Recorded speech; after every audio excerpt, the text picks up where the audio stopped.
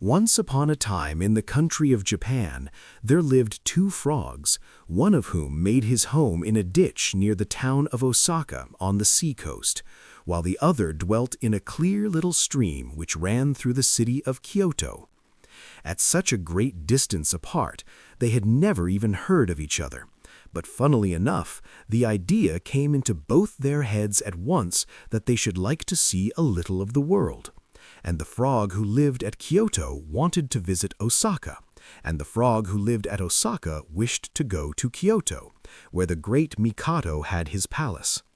So one fine morning in the spring, they both set out along the road that led from Kyoto to Osaka, one from one end and the other from the other.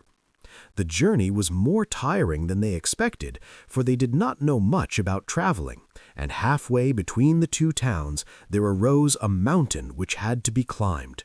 It took them a long time and a great many hops to reach the top, but there they were at last, and what was the surprise of each to see another frog before him.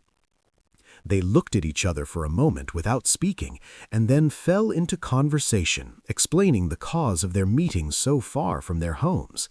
It was delightful to find that they both felt the same wish, to learn a little more of their native country, and as there was no sort of hurry, they stretched themselves out in a cool, damp place, and agreed that they would have a good rest before they parted to go their ways.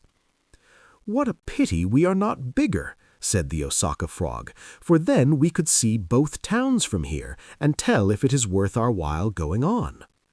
"Oh, that is easily managed," returned the Kyoto frog. "We have only got to stand up on our hind legs and hold on to each other, and then we can each look at the town he is traveling to."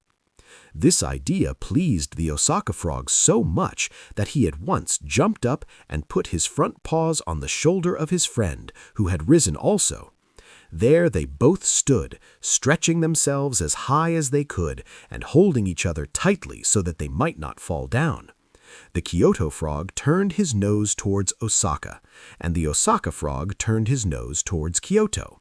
But the foolish things forgot that when they stood up, their great eyes lay in the backs of their heads, and that though their noses might point to the places to which they wanted to go, their eyes beheld the places from which they had come.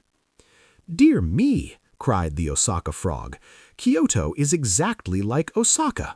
It is certainly not worth such a long journey. I shall go home." "If I had had any idea that Osaka was only a copy of Kyoto, I should have never traveled all this way," exclaimed the Kyoto frog, and as he spoke he took his hands from his friend's shoulders and they both fell down on the grass. Then they took a polite farewell of each other and set off home again. And to the end of their lives they believed that Osaka and Kyoto, which are as different to look at as two towns can be, were as alike as two peas.